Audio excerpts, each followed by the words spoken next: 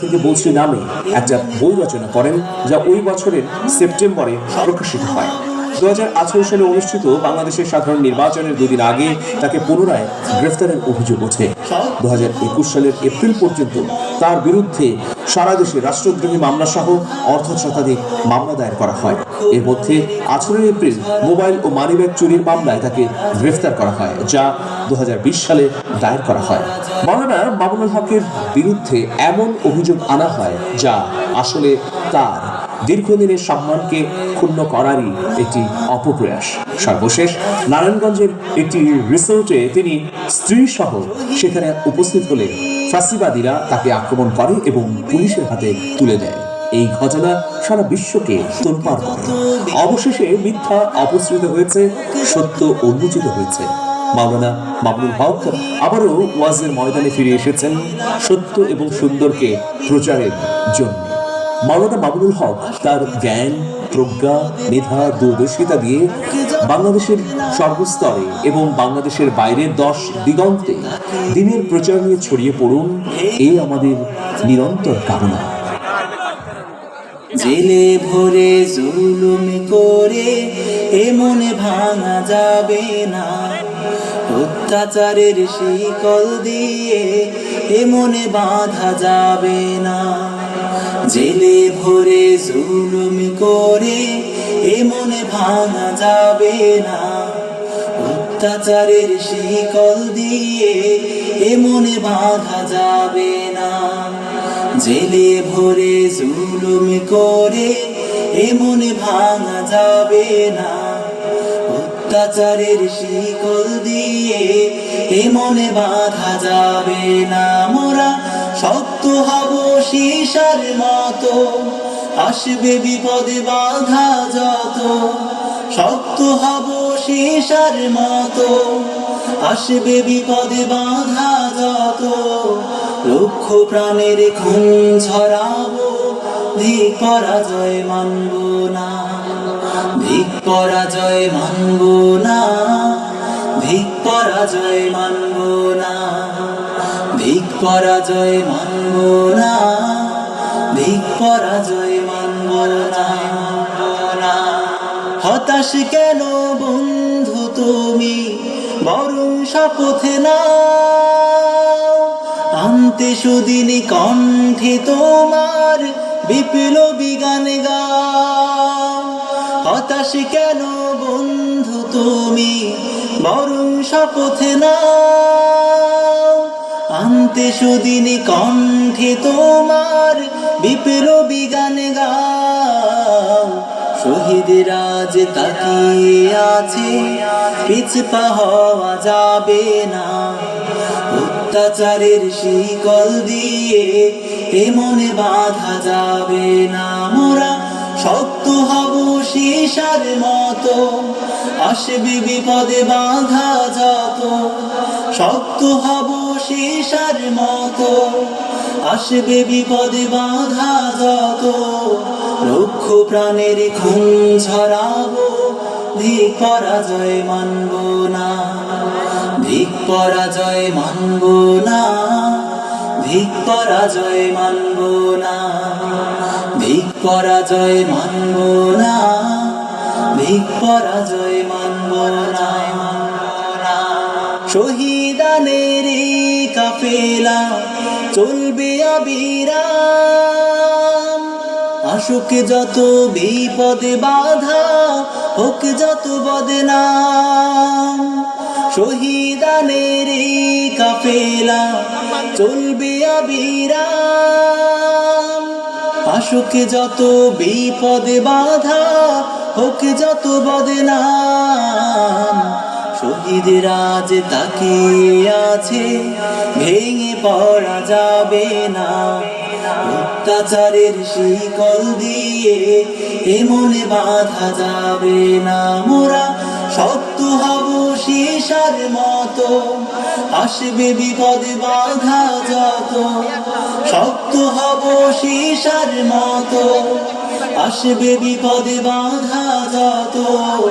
লক্ষ প্রাণের খুন ঝরাবো, ধিক পরাজয় মানব না, ধিক ভিক পরাজয় মানব না, ভিক পরাজয় মানব না, ভিক পরাজয় মানব না, ভিক পরাজয় মানব না। জেলে ভরে জুলুম করে এ মনে ভাঙা যাবে না, অত্যাচারের শিকল দিয়ে এ মনে বাঁধা যাবে না। জেলে ভরে জুলুম করে এ মনে ভাঙা যাবে না, অত্যাচারের শিকল দিয়ে এ মনে বাঁধা যাবে না। মোরা শক্ত হব সীসার মতো, আসবে বিপদে বাধা যত। শক্ত হব সীসার মতো, আসবে বিপদে বাধা যত। লক্ষ প্রাণের খুন ঝরাবো, ভিক পরাজয় মানব না, ভিক পরাজয় মানব না, ভিক পরাজয় মানব না, ভিক পরাজয় মানব না, ভিক পরাজয় মানব না, ভিক পরাজয় মানব না। নারায়ে তাকবীর, নারায়ে তাকবীর, আল্লাহু আকবার, নারায়ে তাকবীর। আল্লাহু আকবার। কত যে আধার পর্দা পাড়ায়ে ভোর হলো জানি না তা, নারঙ্গি বনে কাঁপছে সবুজ পাতা। দুয়ারে তোমার সাত সাগরের জোয়ার এনেছে ফেনা, তবু তুমি জাগলে না, তবু তুমি জাগলে না। আপনাদের মোবাইল ফোনের লাইট অন করুন। আজকে সম্মানিত মোহতারামের সৌজন্যে আমরা সব মোবাইল ফোনের লাইটগুলো দেখতে চাই, আলোর বন্যা দেখতে চাই। প্রিয় উপস্থিতি, এই 3 দিন ব্যাপী এই ব্যতিক্রমী এবং ঐতিহাসিক মাহফিলটি যিনি ঐকান্তিক চিন্তা, মেধা, প্রজ্ঞা এবং মরণ দিয়ে সাজিয়েছেন, তিনি আরেকজন নিভৃতচারী, অন্তরাল পরায়ণ মানুষ, আমাদের অত্যন্ত প্রিয় মানুষ, বাতিঘর শেখ মহিউদ্দিন স্যার। আমরা স্যারের কাছ থেকেই আজকের সম্মানিত অতিথির সংক্ষিপ্ত বর্ণনা শুনে আলোচনায় প্রবেশ করতে চাই।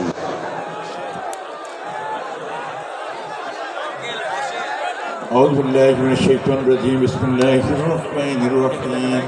بسم الله الرحمن الرحيم. بسم الله الرحمن الرحيم. إن ربك لبالمرصاد. إن ربك لبالمرصاد. فأما الإنسان إذا ما ابتلاه ربه فأكرمه ونعمه فيقول ربي أكرمن. أما إذا ما ابتلاه فقدر عليه رزقه فيقول ربي أهانن. كلا بل لا تكرمون اليتيم ولا تحاضون على طعام المسكين وتأكلون التراث أكلا لما وتحبون المال حبا جما. كلا إذا دكت الأرض دكا دكا وجاء ربك الملك صفا صفا وجيء يومئذ بجهنم يومئذ يتذكر الإنسان وأنى له الذكرى يقول يا ليتني قدمت لحياتي فيومئذ لا يؤذب عذابه أحد فيومئذ لا يؤذب عذابه أحد. يا أيتها النفس المطمئنة النفس المطمئنة ارجعي إلى ربك راضية مرضية فادخلي في عبادي وادخلي জান্নাতি। প্রিয় উপস্থিতি, আসসালামু আলাইকুম ওয়া রাহমাতুল্লাহ। আজকে আমরা জীবন্ত ওলির সামনে দাঁড়িয়ে আছি।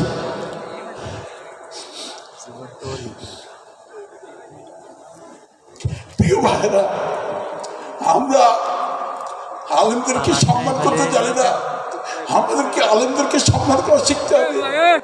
আমিও জীবনে আলেম হতে পারিনি, আপনারা অনেকে হননি প্রিয় ভাইরা, কিন্তু অন্তত আমরা আলেমদেরকে সম্মান করতে জানি।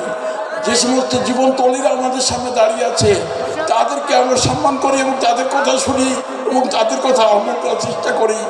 উনি জীবন দিয়ে দেখিয়ে দিয়েছেন সত্যের কাছে ছাড়া কারো কাছে মাথা নত করা যাবে না, আল্লাহর কাছে ছাড়া আমরা কারো কাছে মাথা নত করবো না ইনশাআল্লাহ।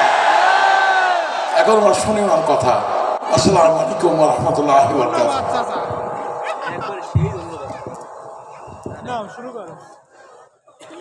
সংগ্রামী তৌহিদি জনতা, হাজার হাজার তৌহিদি জনতার এই জনস্রোত, শাশ্বত বাণী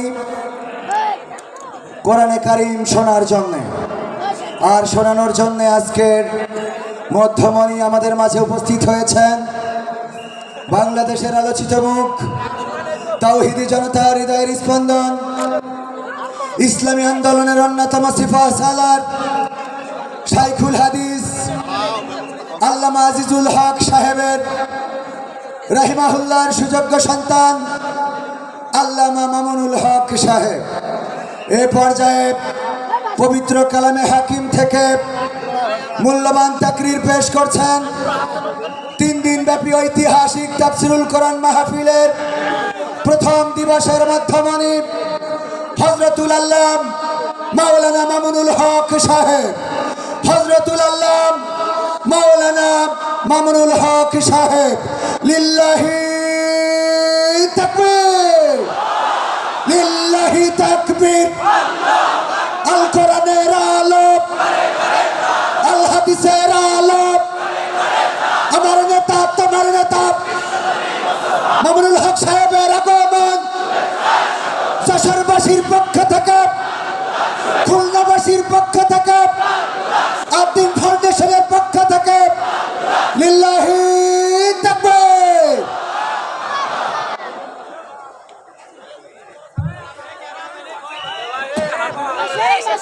সব বসে যেতে হবে। আসসালামু আলাইকুম ওয়া রাহমাতুল্লাহ।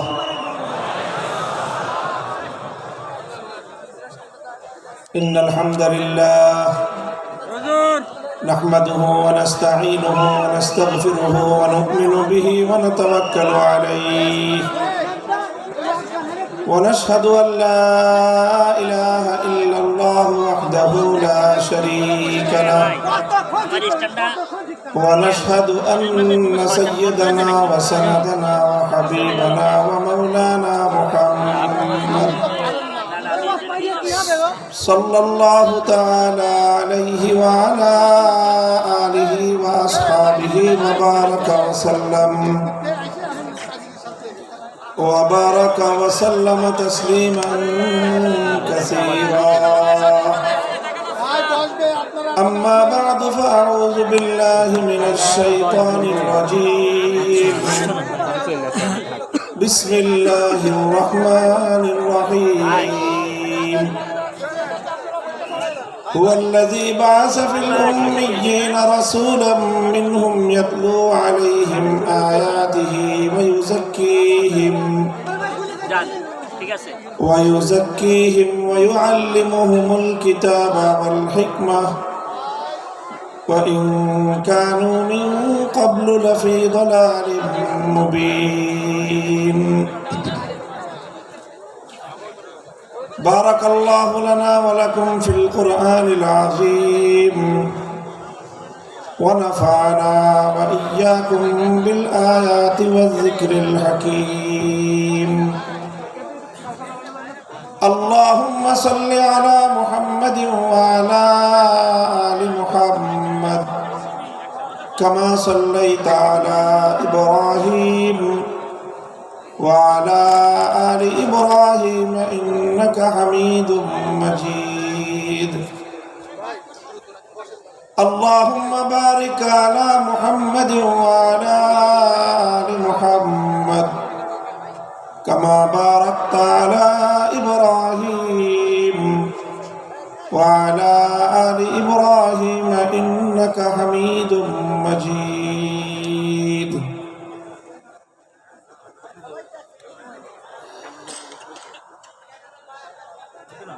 মোহতারাম সভাপতি, উপস্থিত হযরত উলামায়ে কেরাম, সম্মানিত শ্রদ্ধাভাজন আমার বয়োজ্যেষ্ঠ মুরব্বী সাহেবান, সমবেত ইসলাম প্রিয়, কোরআন প্রেমিক, নবী প্রেমিক, তাওহীদি মুসলমান ভাই ও বন্ধুগণ, ভাই একটু কষ্ট করে বিশেষভাবে আজকের এই আজিমুশান আয়োজনের স্বপ্নদ্রষ্টা এবং কেন্দ্রীয় ব্যক্তিত্ব, বিশিষ্ট চিকিৎসাবিদ জনাব ডাক্তার মহিউদ্দিন সাহেব এবং তার পরিবারের সদস্যবৃন্দ, আল্লাহ পাক রব্বুল আলামিন অশেষ শুকরিয়া যে আজকে আদ্দিন সাকিনা মেডিকেল কলেজ এবং হাসপাতালের এই চত্বরে এই অঞ্চলের একটি গুরুত্বপূর্ণ আলোচিত তাফসীরুল কোরআন মাহফিলের আয়োজনে আমরা সমবেত হতে পেরেছি। রব্বে কারীমের দরবারে কালিমাতুশ শুকরের হাদিয়া পেশ করি আলহামদুলিল্লাহ। 3 দিন ব্যাপী এই বিশাল আয়োজনের আজ প্রথম এবং উদ্বোধনী দিবস। ইতিপূর্বে আপনাদের সম্মুখে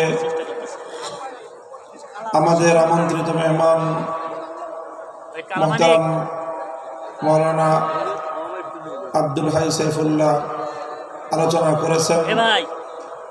আজকের এই আয়োজনের সভাপতি, দক্ষিণবঙ্গের শীর্ষস্থানীয় ইসলামী বিদ্যার প্রাণকেন্দ্র দারুল উলুম খুলনার সম্মানিত মুহতামিম মহাপরিচালক হযরত মাওলানা মুশতাক সাহেব হাফিজাহুল্লাহ, তিনিও তার সভাপতির বক্তব্য রেখেছেন।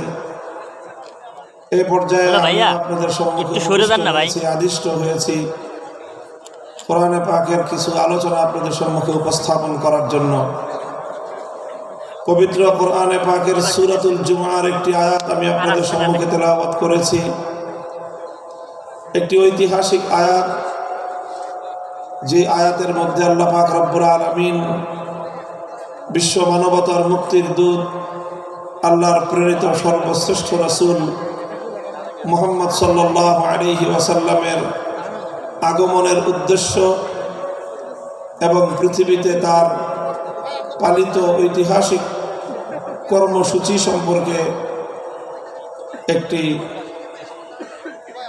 ধারাবাহিক আলোচনা আল্লাহ এখানে করেছেন। এই আয়াতের আলোচনার মাধ্যমে আমরা বুঝতে পারব যে মহানবী মুহাম্মদুর রাসূলুল্লাহ সাল্লাল্লাহু আলাইহি ওয়াসাল্লাম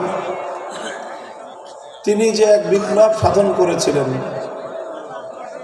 একটি অন্ধকার এবং জাহেলি যুগে তিনি মরুচারী এক জাতির নিকট আগমন করে সেই আরব্য মরুচারী অসভ্য বর্বর একটি জাতিকে পৃথিবীর ইতিহাসের সবচেয়ে উন্নত, সুসভ্য, সবচেয়ে আলোকিত জাতিতে পরিণত করেছেন, যারা শুধু আরব ভূখণ্ডেই নয়, পৃথিবীর এক প্রান্ত থেকে আরেক প্রান্ত পর্যন্ত আলোকবর্তিকা হয়ে, সভ্যতার মশাল নিয়ে, মানবতার দূত হয়ে পৃথিবীর দিকে দিকে তারা ছড়িয়ে পড়েছে এবং সারা বিশ্বময় সূচিত হয়েছে মানব সভ্যতার এক অনন্য জাগরণ।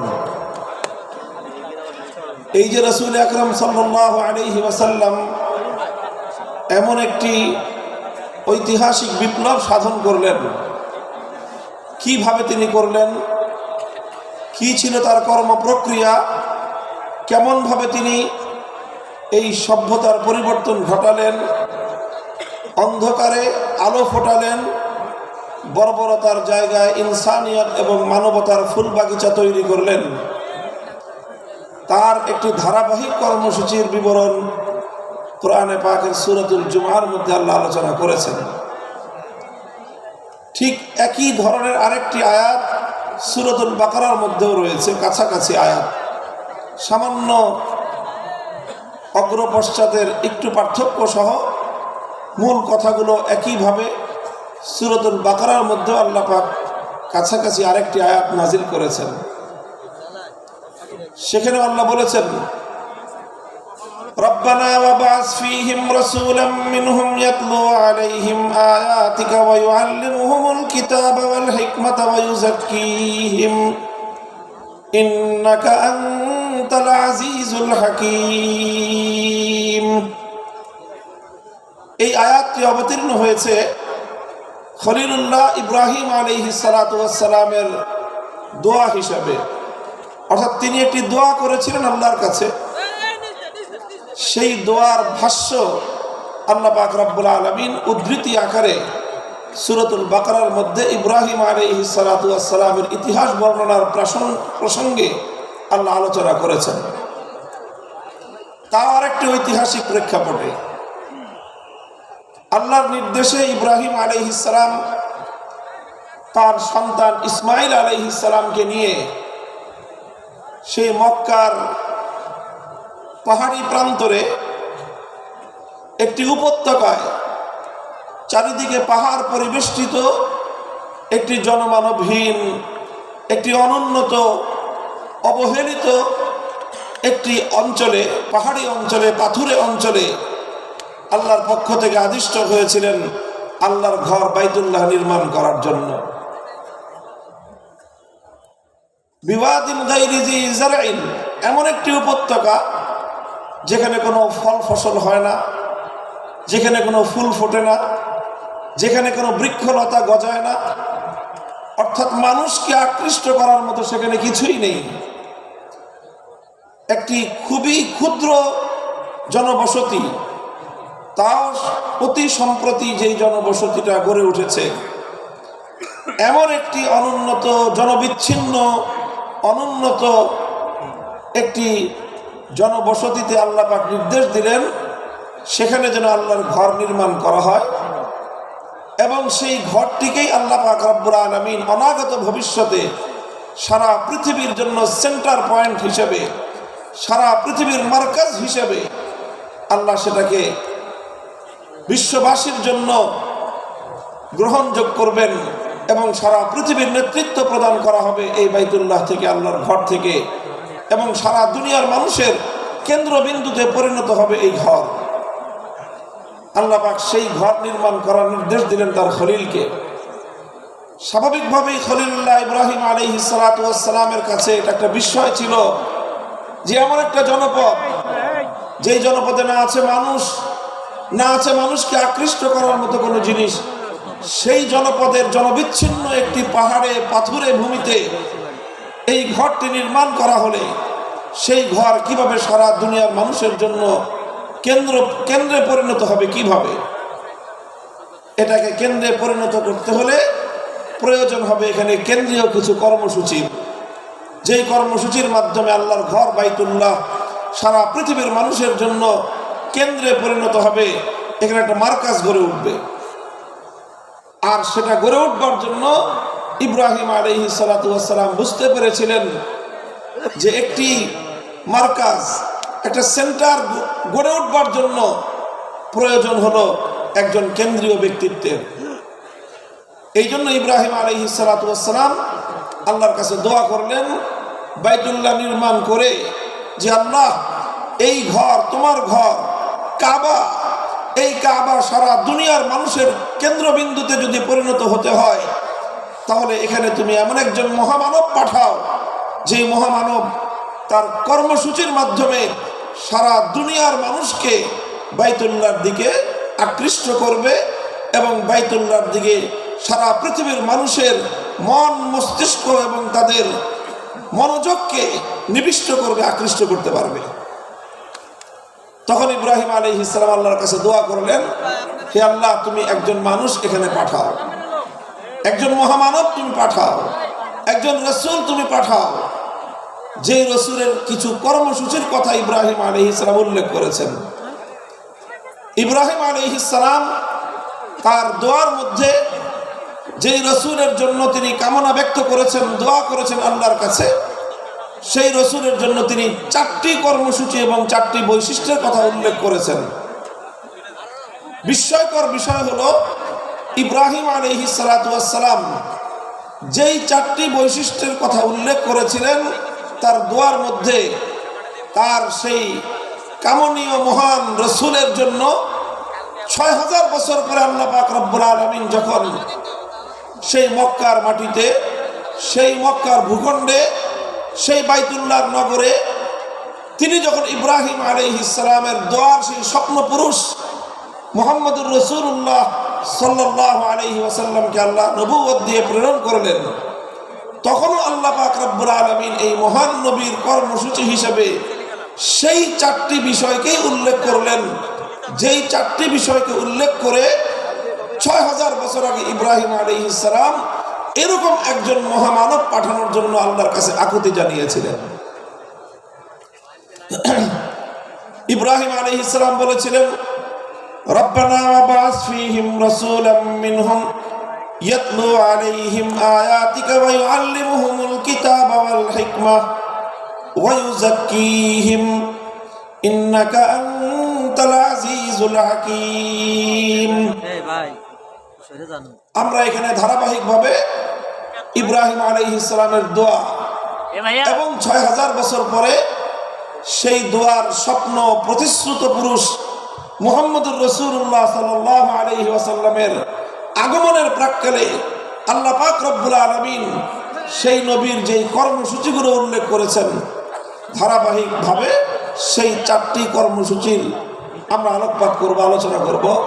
এটাই হলো আজকে আমার তাফসীরুল কোরআনের আলোচ্য বিষয়। প্রথম কর্মসূচির কথা আল্লাহ পাক বলেছেন। আরেকটি গুরুত্বপূর্ণ এখানে পয়েন্ট হলো আলোচনার, যেই 4টি কর্মসূচির কথা ইব্রাহিম আলাইহিস সালামের দোয়ার মধ্যেও এসেছে এবং সেই দোয়ার বাস্তবায়ন যখন আল্লাহ ঘটিয়েছেন, কবুল করেছেন, কবুল করে তার বাস্তবায়ন ঘটানোর সময় নবীকে আল্লাহ পাঠিয়ে যেই কর্মসূচিগুলির কথা বলেছেন, 4টি কর্মসূচি, এই 4টি কর্মসূচি একটি বিষয়কে কেন্দ্র করে আবর্তিত হয়েছে, আর সেই বিষয়টি হলো মহাগ্রন্থ আল কোরআনুল কারীম। কোরআনকে কেন্দ্র করেই আল্লাহ নবীর বৈপ্লবিক সকল কর্মসূচি নিবিষ্ট হয়েছে, কেন্দ্রীভূত হয়েছে। মূল হলো কোরআন, কিতাবুল্লাহ। এই কিতাবুল্লাহকে কেন্দ্র করেই রাসূলুল্লাহ তিনি তার যাবতীয় কর্মসূচি পালন করেছেন, তিনি তার যাবতীয় কর্মকাণ্ড পরিচালনা করেছেন, তিনি তার বিপ্লব সাধন করেছেন। সুতরাং রাসূলুল্লাহর আনিত মহান বিপ্লবের কেন্দ্রীয় পয়েন্ট হলো, কেন্দ্রীয় বিষয় হলো কিতাবুল্লাহ।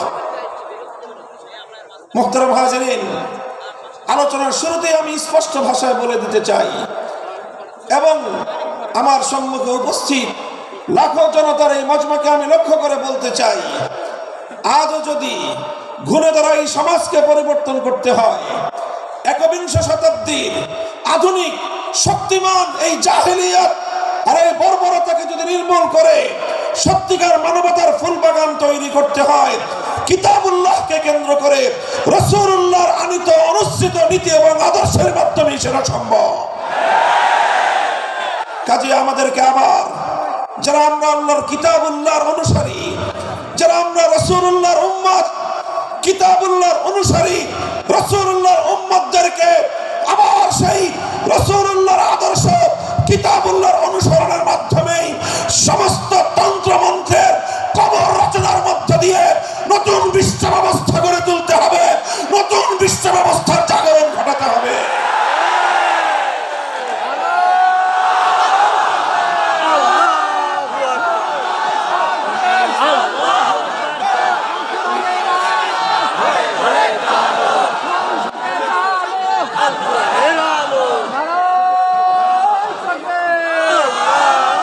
মুহতারাম হাজিরিন, রাসূল আকরাম সাল্লাল্লাহু আলাইহি ওয়াসাল্লাম যেই 4 কর্মসূচির মাধ্যমে পৃথিবীর আমূল পরিবর্তন ঘটিয়েছিলেন, আমি আবারও স্মরণ করিয়ে দিচ্ছি। নবীজির 4টি কর্মসূচিরই কেন্দ্রবিন্দু ছিল কোরআন, কিতাবুল্লাহ। কিতাবুল্লাহকে কেন্দ্র করে রাসূলুল্লাহর সারা জীবনের সমস্ত দায়িত্ব পালিত হয়েছে। প্রথম দায়িত্ব ছিল আল্লাহর পয়গম্বরের, রব্বানা ওয়াবাস ফীহিম রাসূলাম মিনহুম ইয়াতলু আলাইহিম আয়াতিক।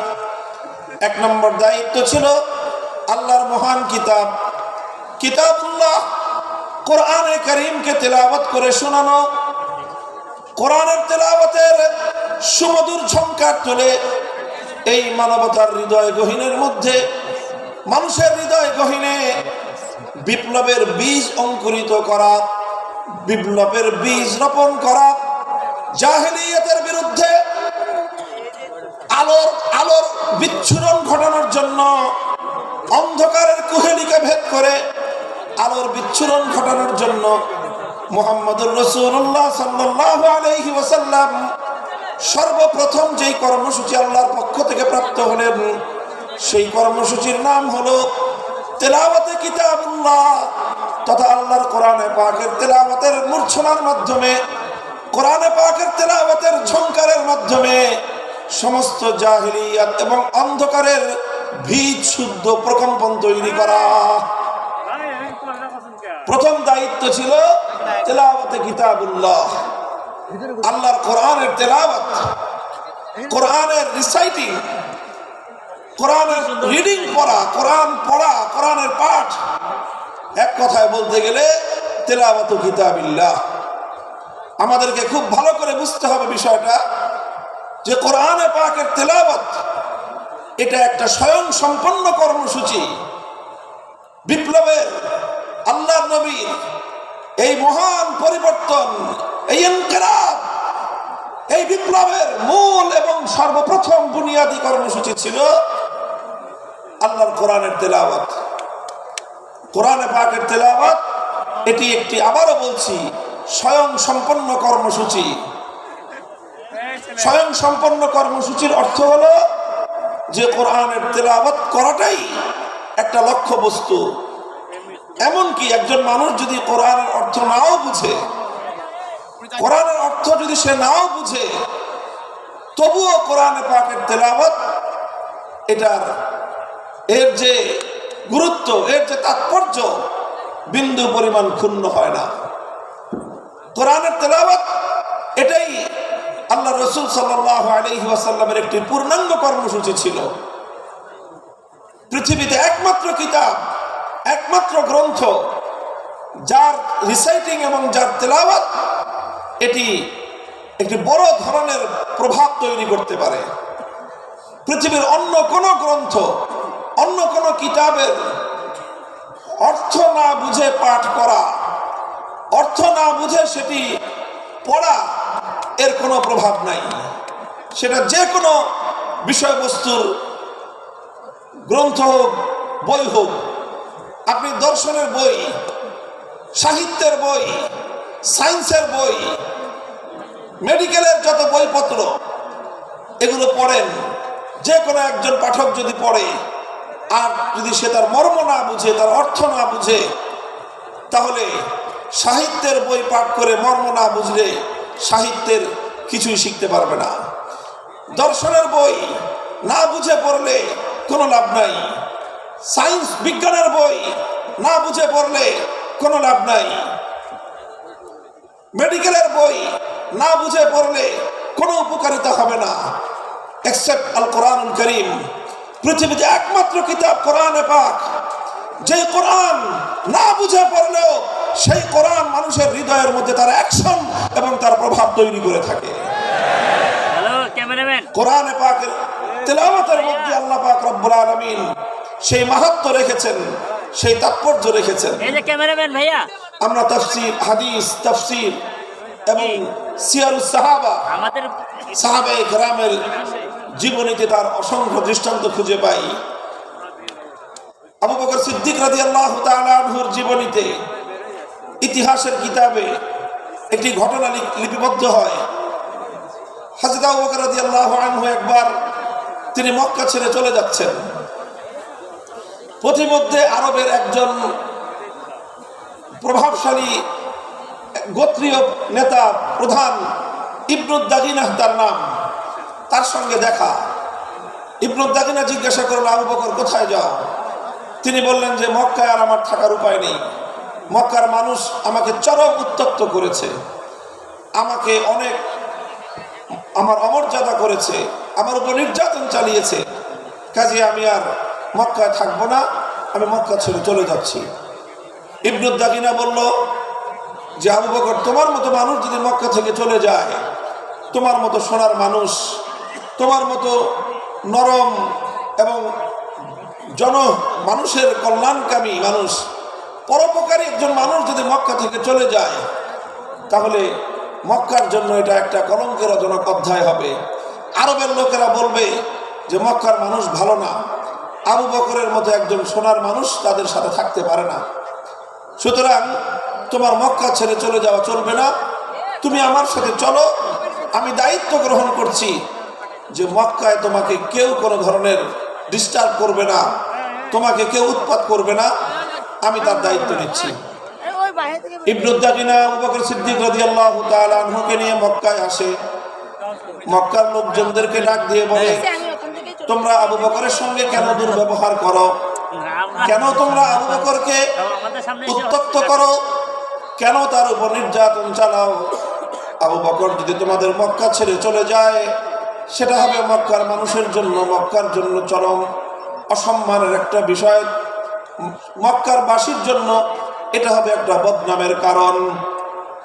সুতরাং আবু বকরকে তোমরা উত্ত্যক্ত করো না, তাকে তোমরা নির্যাতন চালিও না, আবু বকরকে তার মতো মক্কায় থাকতে দাও। কারণ আবু বকর তো কোনো মানুষের ক্ষতি করে না, মানুষের কল্যাণ করে। নিজে আহার না খেয়ে অনাহারে মানুষের মুখে আহার তুলে দেয়, মানুষের সে কল্যাণ সাধন করে।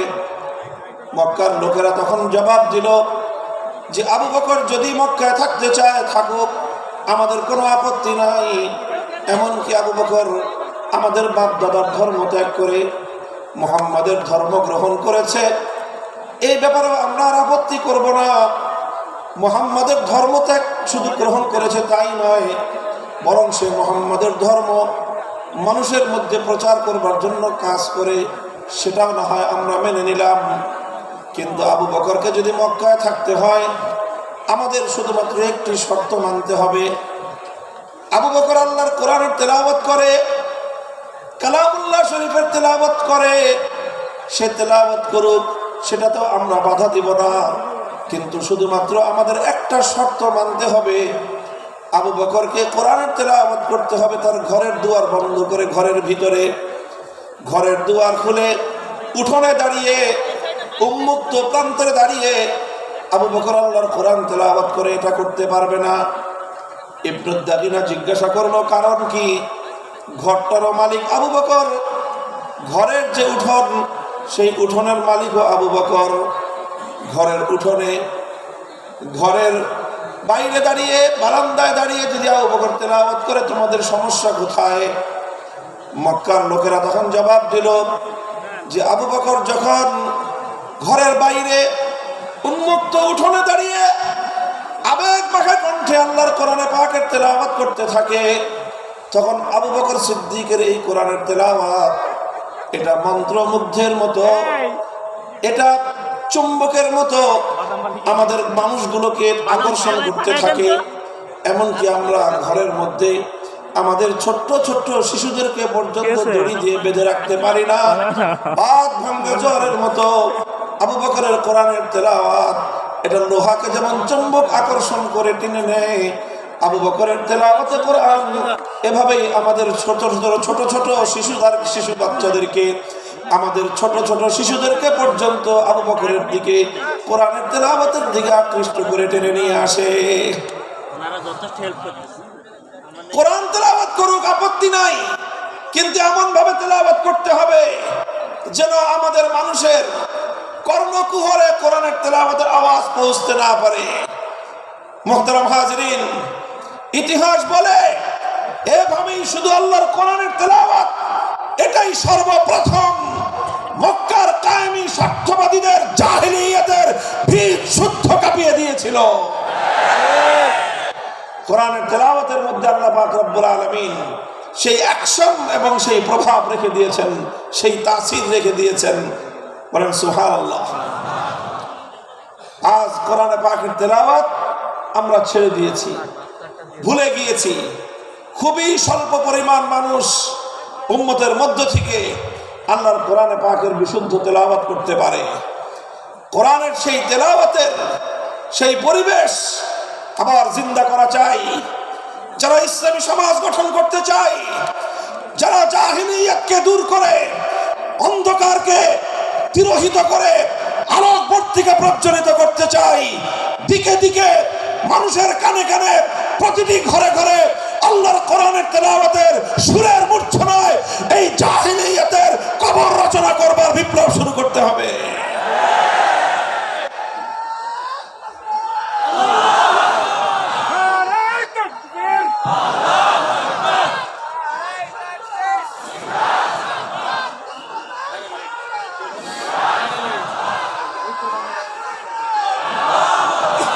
هو الذي بعث في الأميين رسولا منهم يتلو عليهم آياته ويعلمهم الكتاب والحكمة।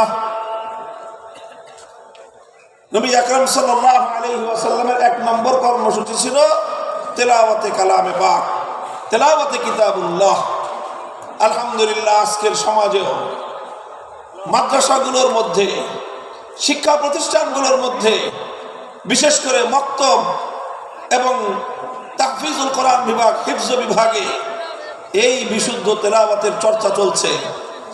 আমরা আজকের এই 5ই আগস্ট পরিবর্তিত বিপ্লবোত্তর বাংলার এই মাটিতে একটা স্পষ্ট আহ্বান জানাতে চাই, একটা দাবি তুলতে চাই। গোটা বাংলার 18 কোটি তাওহীদি জনতার এক কণ্ঠে আওয়াজ তুলতে চাই। আমাদের জাতীয় শিক্ষা ব্যবস্থায় প্রতিটি স্কুলে, প্রাইমারি স্কুলে আমার সন্তানদেরকে জাতীয় শিক্ষা ব্যবস্থার অন্তর্ভুক্ত করে বিশুদ্ধ কোরআন তেলাওয়াত শিক্ষার ব্যবস্থা করতে হবে। যদি স্কুলগুলোতে আমাদের সোনামণিদেরকে আল্লাহর কোরআনের সঠিক শিক্ষা, তেলাওয়াত শিক্ষা দেওয়া শুরু হয়, এই আমার বাংলাদেশকে আর কোন শক্তি বিপথগামী করতে পারবে না, বিপথগামী করতে পারবে না ইনশাআল্লাহ।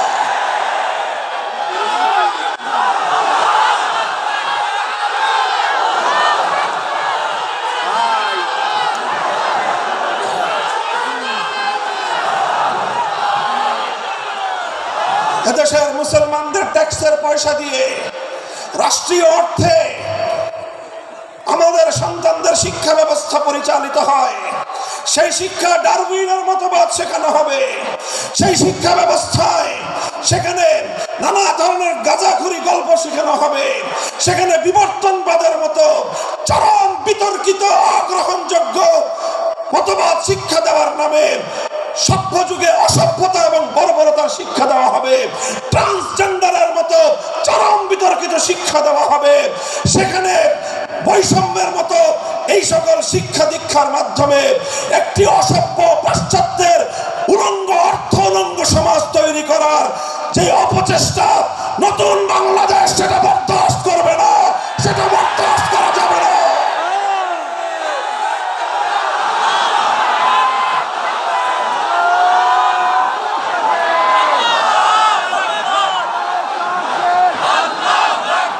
এই জন্য আমরা যে কথা বলছি, কোরআনকে ঘরে ঘরে পৌঁছাতে হবে। প্রতিটি শিশুর হৃদয়ে আল্লাহর কোরআনের আলো জ্বালতে হবে। আমাদের জাতীয় শিক্ষা ব্যবস্থায় প্রতিটি প্রাইমারি স্কুলে একজন কোরআনের শিক্ষক নিয়োগ দিয়ে বিশুদ্ধ তেলাওয়াতের এই আওয়াজ আজ বাংলাদেশে গণদাবিতে পরিণত করতে হবে। নিজেদের অধিকার যদি স্বাভাবিকভাবে আদায় না হয়, যে কোনো মূল্যে আগামী ভবিষ্যৎ প্রজন্মের ঈমান এবং আকীদা রক্ষার জন্য আদায় করে নিতে হবে, আদায় করে নিতে হবে।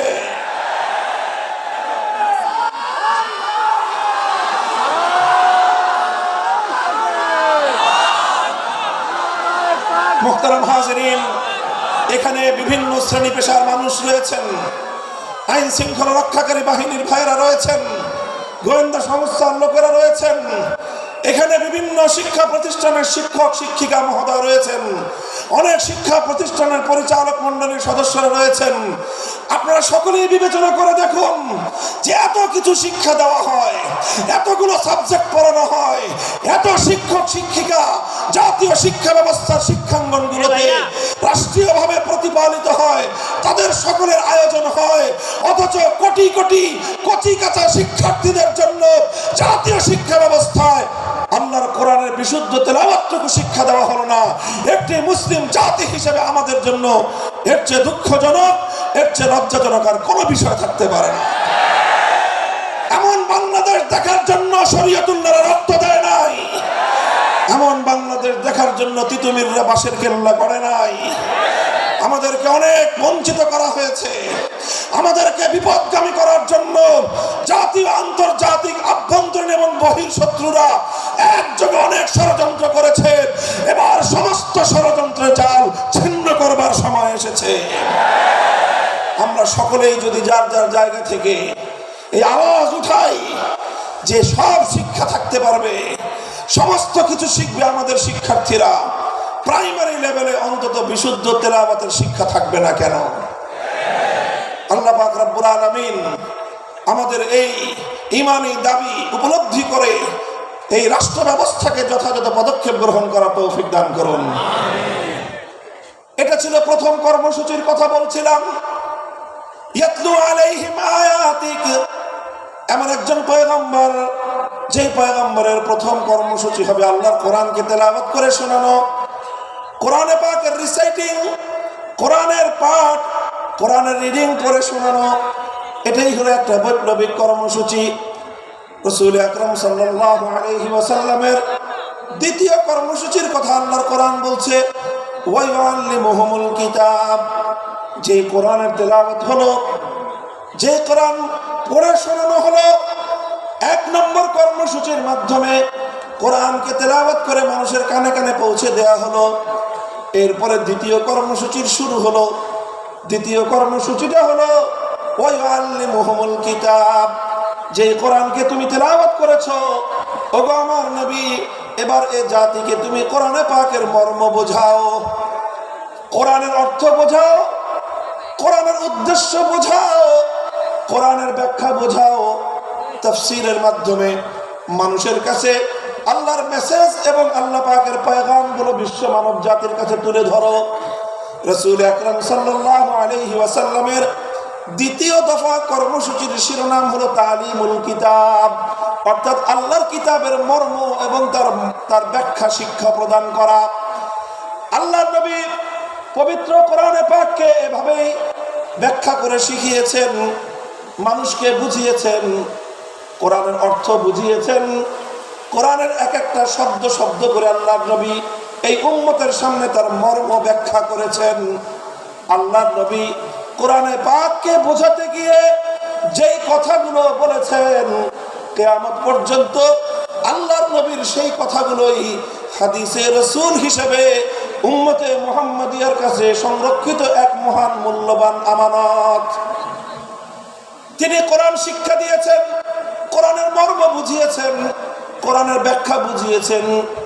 আল্লাহ পাক রব্বুল আলামিন মানব জাতিকে লক্ষ্য করে কি মেসেজ পাঠিয়েছেন, কি বার্তা তিনি দিয়েছেন, সেই বার্তা আর আল্লাহর সেই পয়গামগুলো নবী আকরাম সাল্লাল্লাহু আলাইহি ওয়াসাল্লাম মানুষকে বুঝিয়েছেন। এটা হলো আল্লাহর নবীর 2 নম্বর কর্মসূচি। 1 নম্বর কর্মসূচির শিরোনাম হলো তেলাওয়াতে কিতাব। সবাই বলেন, 1 নম্বর কর্মসূচি হলো তেলাওয়াতে কিতাব। বলেন 1 নম্বর কর্মসূচি কি? 2 নম্বর কর্মসূচি হলো তালিমে কিতাব। বলেন 2 নম্বর কর্মসূচি কি?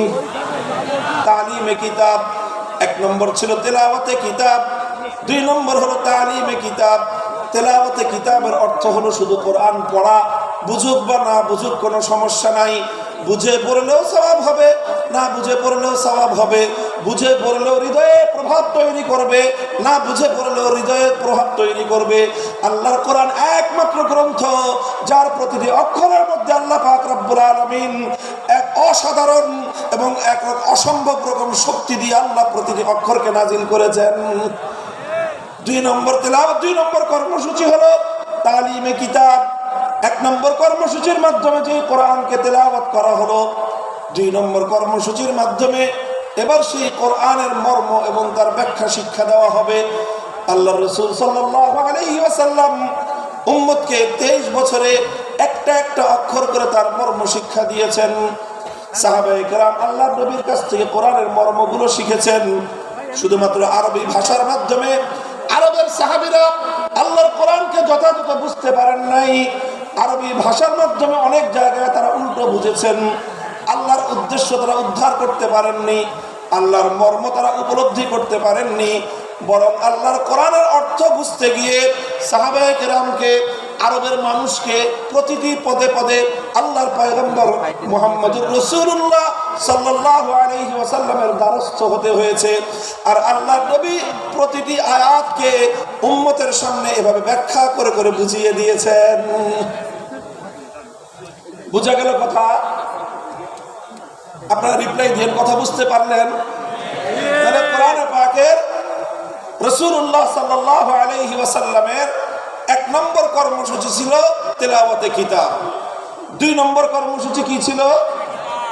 তালিমে কিতাব। কি ছিল? তালিমে কিতাব। তালিমে কিতাব, এটা ছিল 2 নম্বর কর্মসূচি। তালিমে কিতাবের অর্থ হলো আল্লাহ যা কিছু বলেছেন তার মর্ম, তার উদ্দেশ্য, তার ব্যাখ্যা, এটাকে এক্সপ্লেইন করে, এটাকে বিস্তারিত বিবরণের মাধ্যমে মানুষকে বুঝিয়ে দেওয়া, উম্মতকে বুঝিয়ে দেয়া, আল্লাহর বান্দাদেরকে বুঝিয়ে দেয়া। আল্লাহ এজন্যই বলেছেন وأنزلنا إليك الذكرى لتبين للناس ما نزل إليهم ولعلهم يتفكرون। ওগো আমার নবী, আমি আমার এই মহাগ্রন্থ কোরআনে পাক আপনার কাছে নাজিল করেছি। পাহাড়ের উপর আমি অবতীর্ণ করি নাই, আসমানের উপর আমি অবতীর্ণ করি নাই, বাইতুল্লাহর উপর আমি অবতীর্ণ করি নাই, অন্য কোনো কিছুর উপর আমি আমার এই কোরআনকে অবতীর্ণ করি নাই। আমার এই কোরআন আমি আপনার নিকট এজন্যই নাজিল করেছি কারণ আপনার ব্যাখ্যা ছাড়া এই উম্মত এবং এই বিশ্ববাসী আল্লাহর কালামকে পরিপূর্ণভাবে এর অর্থ কোনোদিন এর অর্থ বুঝতে পারবে না, এর মর্ম উদ্ঘাটন করতে পারবে না। এজন্য নবীর 2 নম্বর কর্মসূচি হলো কোরআনে পাকের ব্যাখ্যা বোঝানো। তিনি আলহামদুলিল্লাহ সেই ব্যাখ্যা বুঝিয়েছেন, তিনি সে মর্ম শিখিয়েছেন। আলহামদুলিল্লাহ আজও উম্মতের মধ্যে কোরআনের অর্থ বোঝানোর প্রক্রিয়া অব্যাহত আছে। মাদ্রাসা শিক্ষার মাধ্যমে এদেশের সোনার সন্তানদেরকে 10 বছরের দীর্ঘ কারিকুলামের মাধ্যমে কোরআনের ব্যাখ্যা শেখানো হয়। 5 বছরের কারিকুলামের মাধ্যমে তাদেরকে কোরআনের তেলাওয়াত শেখানো হয়েছে। এরপরে 10 বছরের শিক্ষা কারিকুলামের মাধ্যমে তাদেরকে কোরআনের ব্যাখ্যা শেখানো হয়। আর এভাবে উলামায়ে কেরাম তাফসীর গ্রন্থ লিখে লিখে, কোরআনে পাকের অনুবাদ গ্রন্থ লিখে লিখে মানুষের কাছে কোরআনের পয়গাম পৌঁছে দেওয়ার মাধ্যমে কোরআনের ব্যাখ্যা এবং মর্ম জাতির কাছে পৌঁছে দেওয়ার চেষ্টা করেছেন। আর এই রকম বাংলার প্রত্যন্ত অঞ্চলে, গ্রাম বাংলার শহর নগর বন্দরে তাফসীরুল কোরআন মাহফিলগুলোর মাধ্যমে এ জাতির সোনার সন্তান, এ জাতির শ্রেষ্ঠ সন্তান আলেম সমাজ এভাবেই শতাব্দী কাল পর্যন্ত এদেশের মানুষের কাছে কোরআনের বাণী, কোরআনের পয়গাম পৌঁছে দেওয়ার জন্য তাফসীরুল কোরআন মাহফিলগুলোর আয়োজন করছেন। এটা গেল 2য় দফা কর্মসূচি। কাজেই কোরআনের মর্ম বুঝার দরকার আছে না নাই? এটা বড় আশ্চর্যজনক বিষয়, বড় দুঃখজনক মর্মান্তিক একটা বিষয় আছে। বহু মানুষ, বহু ভাই বোন আমাদের মাঝে এমন খুঁজে পাওয়া যাবে, অনেক কিছু তারা পড়াশোনা করেছেন জীবনে, অনেক পড়াশোনা করেছেন, রাজনীতি নিয়ে পড়াশোনা করেছেন, অর্থনীতি নিয়ে পড়াশোনা করেছেন, সাহিত্য নিয়ে পড়াশোনা করেছেন, দর্শন নিয়ে পড়াশোনা করেছেন, নভেল নাটক পড়ার তো কোনো ইয়ত্তা নাই। কত ধরনের পড়াশোনা, একাডেমিক পড়াশোনা, একাডেমির বাইরে বিভিন্ন পাঠ্যপুস্তকের বাইরে কত কিছুর পড়াশোনা অনেক মানুষ আমরা করি। কিন্তু বহু মানুষ, আল্লাহর অনেক এমন বান্দা, আল্লাহর নবীর এমন অনেক উম্মত রয়ে গিয়েছে জীবনের 60, 70, 80 বছর বয়সে অন্তত একবারের জন্য হলো আল্লাহর কোরআনের সূরাতুল ফাতিহার আলহামদুলিল্লাহ থেকে সূরাতুল নাসের মিনাল জিন্নাতি ওয়ান নাস পর্যন্ত পূর্ণ কোরআনে পাকের ব্যাখ্যা তো দূরের কথা, অনুবাদটুকুও একবার কেউ পড়ে দেখে নাই। এমন মানুষ সমাজে আছে না নাই? বলেন আছে না নাই? আমি মনে করি যারা এই কাজটুকু আমরা করি নাই, তারা আমরা আল্লাহর পক্ষ থেকে আমাদের প্রতি নাজিলকৃত আল্লাহর সর্বশ্রেষ্ঠ নিয়ামত আল্লাহর কোরআন কিতাবুল্লাহর সঙ্গে আমরা বিশ্বাসঘাতকতা করেছি, চরম দায়িত্বহীনতার পরিচয় দিয়েছি। শপথ নিন, যারা অন্তত এই কাজটা করেননি, জীবনের অবশিষ্ট সময় হলেও ধাপে ধাপে প্রতিদিন 1 পৃষ্ঠা 2 পৃষ্ঠা 1 রুকু 2 রুকু করে 1 সূরা 2 সূরা করে অল্প অল্প করে হলেও পূর্ণ কোরআনে পাকের ব্যাখ্যা না পড়তে পারেন, অন্তত গ্রহণযোগ্য নির্ভরযোগ্য কোন ব্যক্তির আলেমের লিখিত কোরআনের অনুবাদ অন্তত একবার পড়বো আমরা। পড়বো তো সবাই ইনশাআল্লাহ? কারা কারা পড়বেন বলেন তো? আল্লাহ পাক কবুল করেন।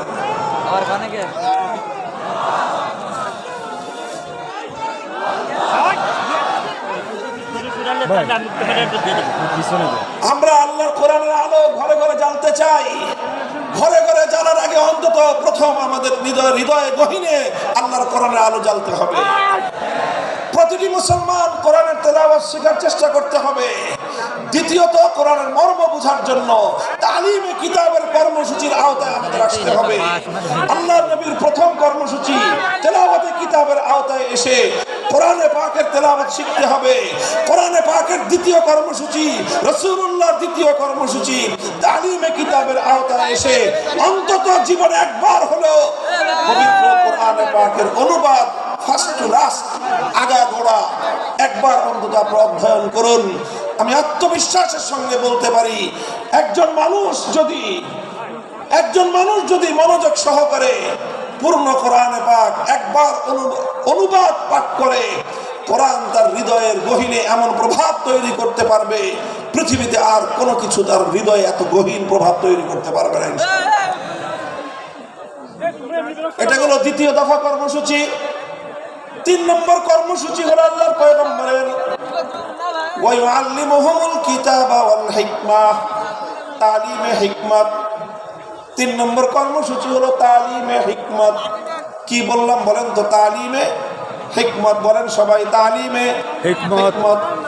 1 নম্বর কর্মসূচি ছিল তেলাওয়াতে কিতাব, 2 নম্বর কর্মসূচি ছিল তালিমে কিতাব। আল্লাহর নবীর 3 নম্বর কর্মসূচি হলো তালিমে হিকমত। 3 নম্বর কর্মসূচি কি? জোরে বলেন। তালিমে হিকমত। তালিমে হিকমত কি জিনিস? তাফসীরে মাআরিফুল কোরআন পাকের তাফসীরে মাআরিফুল কোরআনের মধ্যে আল্লামা মুফতি শফি রহমাতুল্লাহি আলাইহি, পাক ভারত উপমহাদেশের মুফতি আজম, যিনি সহ অনেক মুফাসসিরিনে কেরামগণ তালিমে হিকমতের যে অগ্রগণ্য ব্যাখ্যা লিখেছেন, সেটা হলো এই তালিমে হিকমত মানে হলো যে প্রথমে কোরআনে পাকের তেলাওয়াত করা হলো, এটা ছিল 1 নম্বর কাজ। তারপরে কোরআনে পাকের মর্ম এবং তার অর্থ এবং তার ব্যাখ্যা শিক্ষা দেওয়া হলো, এটা ছিল তালিমে কিতাব। এটা ছিল 2 নম্বর কর্মসূচি।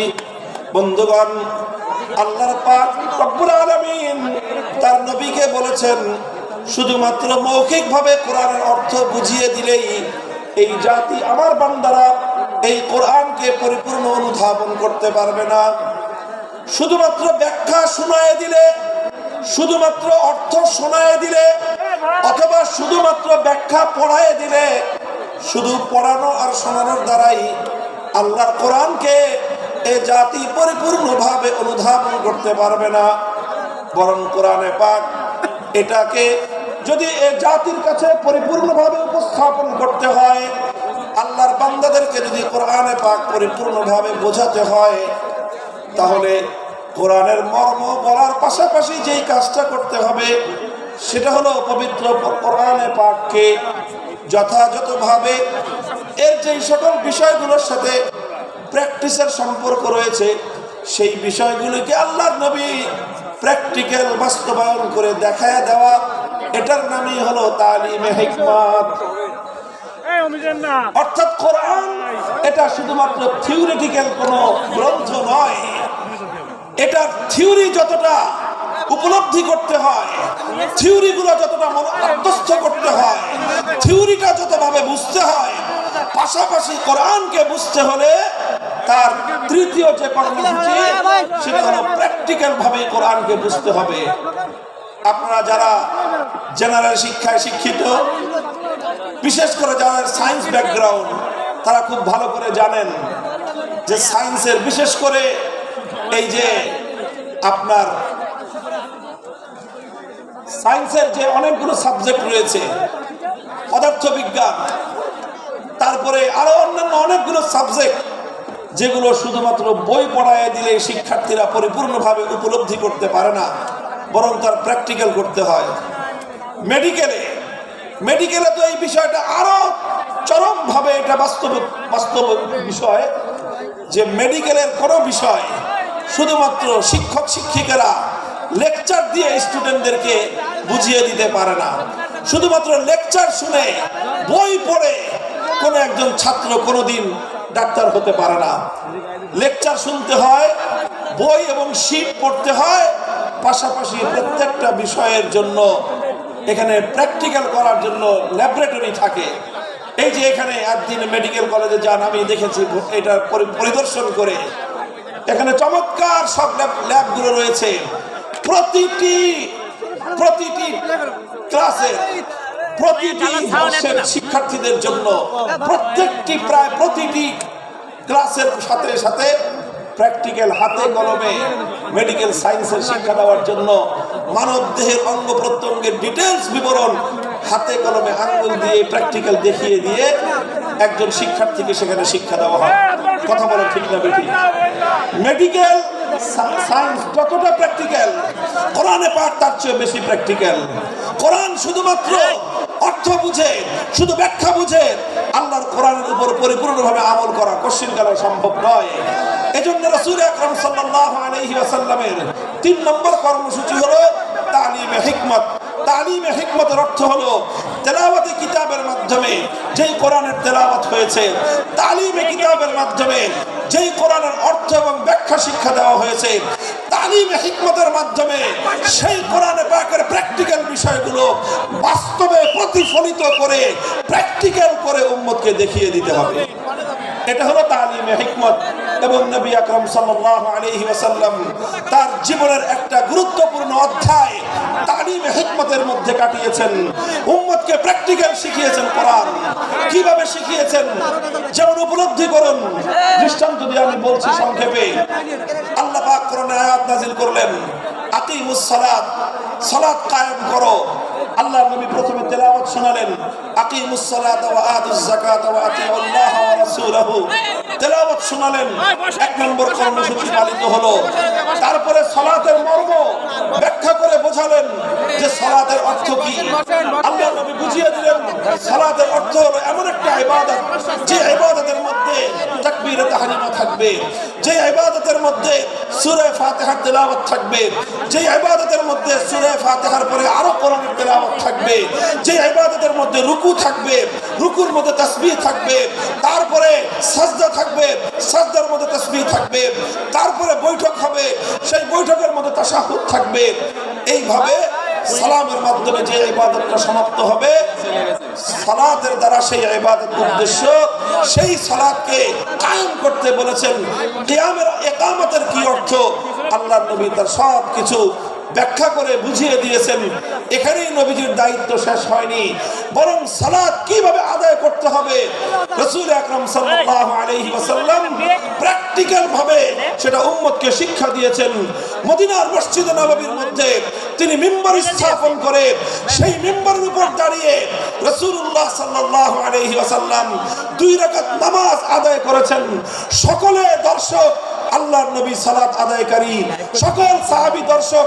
এরপরে আল্লাহর নবী সকলকে লক্ষ্য করে বললেন, সাল্লু কামা রাআইতুমুনি উসাল্লি। তোমরা আমাকে যেভাবে নামাজ পড়তে দেখলে ঠিক সেভাবেই তোমরা নামাজ পড়বে। শুধু আমার কথা শুনে নামাজ পড়বে না, আমার হাদিস পড়ে শুধু নামাজ পড়বে না, বরং আমার নামাজ দেখে দেখে তোমরা নামাজ শিখবে। প্র্যাকটিক্যালি নামাজ শিক্ষা দিয়েছেন। এই যে নামাজের যে প্র্যাকটিক্যাল শিক্ষা দিলেন, এটার নামই হলো তালিমে হিকমত।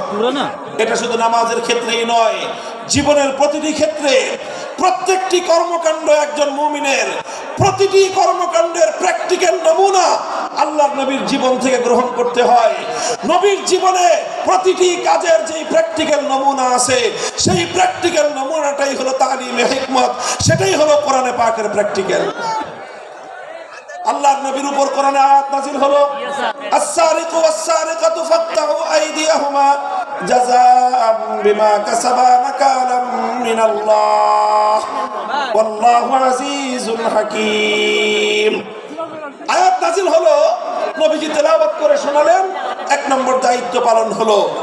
তারপরে চুরি, চোর নারী হোক পুরুষ হোক, সেই চোরের সংজ্ঞা শিখালেন যে মানুষ কখন চোর সাব্যস্ত হয়, কতটুকু সম্পদ কিভাবে চুরি করলে এটা কোরআনে পাকের ভাষায় চুরি বলে সাব্যস্ত হবে। তারপরে সেই চুরির অপরাধ সাব্যস্ত হতে হলে কি লাগবে, আল্লাহর নবী সেটাকে ব্যাখ্যা করে বোঝালেন। ব্যাখ্যা করে শুধু মৌখিকভাবে বুঝিয়ে দিয়েই আল্লাহর নবীর দায়িত্ব ক্ষান্ত হয়নি, বরং যখন জমিনের মধ্যে চুরির অপরাধ যখন সংগঠিত হয়েছে, সেই অপরাধ সংগঠিত হওয়ার পর আল্লাহর কিতাবের ব্যাখ্যা অনুযায়ী, আল্লাহর কোরআনের নির্দেশ অনুযায়ী তিনি প্র্যাকটিক্যাল ভাবে চুরির শাস্তি প্রয়োগ করে দুনিয়াবাসীকে দেখিয়ে দিয়েছেন যে এই আয়াতের প্র্যাকটিক্যাল কিভাবে করতে হয়।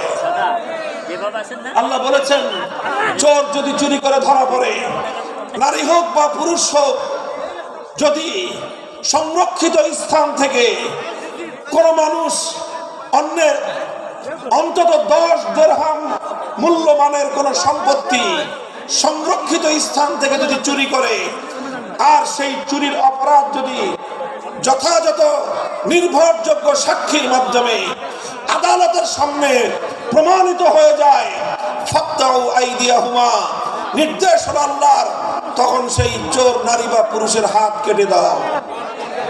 আল্লাহর নবী শুধুমাত্র কোরআনের এই আয়াতের তেলাওয়াত করে দায়িত্ব ক্ষান্ত করেননি, শুধু এই আয়াতের মর্ম বুঝিয়ে দায়িত্ব ক্ষান্ত করেননি, বরং যখন এই অপরাধ সংগঠিত হয়েছে, আল্লাহর নবী দ্বিধাহীন চিত্তে তিনি এই আয়াত প্রয়োগ করে দুনিয়াবাসীকে দেখিয়ে দিয়েছেন কিভাবে আল্লাহর আইন আল্লাহর জমিনে বাস্তবায়ন করতে হয়।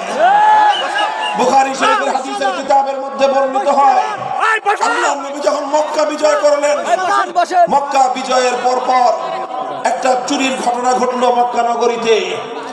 চুরির ঘটনায় অপরাধী বলে চিহ্নিত হলো একজন সম্ভ্রান্ত মানুষ, একজন নারী মানুষ, মহিলা মানুষ। সে চুরি করে ধরা পড়েছে। নাম হলো তার ফাতেমা, গোত্র হলো তার বনু মখজুম, ফাতেমায়ে মখজুমিয়া বলা হয়।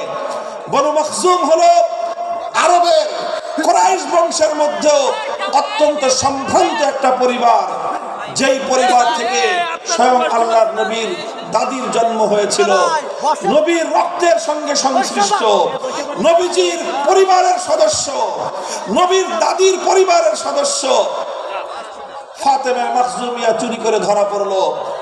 বুখারীর হাদিস, ফাফাজিয়া কওমুহা ইলা উসামাতা, কুরাইশের লোকজন তারা শঙ্কিত হয়ে গেল যে এখন তো মক্কায় আল্লাহর কোরআনের বিধান বাস্তবায়িত হয়েছে, খেলাফতের শাসন কায়েম হয়েছে, এখানে আল্লাহর নবী বিচার করে মেয়েটার হাত কেটে দিবেন। যদি মেয়েটার হাত কাটা যায়, একটা মেয়ের হাত কাটা যাবে, পুরা বংশের নাক কাটা যাবে। কাজেই তারা সকলেই বিষয়টা নিয়ে বিচলিত হয়ে পড়লো, কিভাবে এই মেয়ের উপর হাত কাটার শাস্তিকে প্রতিরোধ করা যায়। এজন্য তারা তদবির শুরু করলো। তদবিরের জন্য একজন উপযুক্ত ব্যক্তি, আল্লাহর নবীর অত্যন্ত কাছের, নবীর অত্যন্ত প্রিয় একজন ঘনিষ্ঠ সাহাবী উসামা ইবনে যায়েদ, আল্লাহর নবীর পালক পুত্রের সূত্রে তিনি নবীজির নাতি। সেই উসামা, যাকে বলা হতো হিব্বু রাসূলিল্লাহ সাল্লাল্লাহু আলাইহি ওয়াসাল্লাম, অর্থই হলো আল্লাহর রাসূলের প্রিয় পাত্র, নবীজির প্রিয়তম, এটাই ছিল তার উপাধি।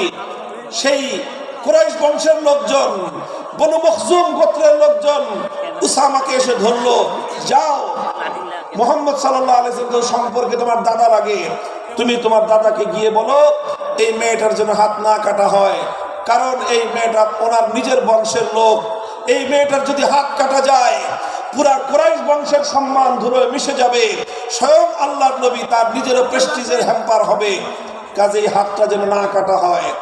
উসামা ইবনে যায়েদ মুহাম্মদ সাল্লাল্লাহু আলাইহি ওয়াসাল্লামের কাছে গেলেন, তিনি গিয়ে সুপারিশ করলেন যে এমন একটা ঘটনা ঘটেছে, বিচার আসতেছে আপনার কাছে, এই মেয়েটা যদি হাত কাটেন এখানে কিন্তু আপনার নিজের অসম্মান হবে, আপনার বংশের মান মর্যাদা ধুলোয় মিশে যাবে।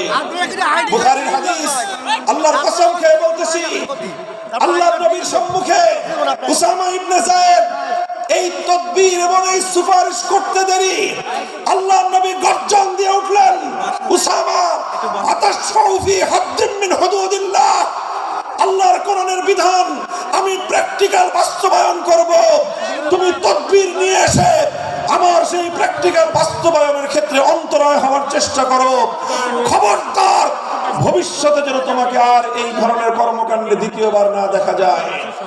উসামা ভয়ে সংকুচিত হয়ে গেলেন, নবীর সামনে থেকে সরে গেলেন।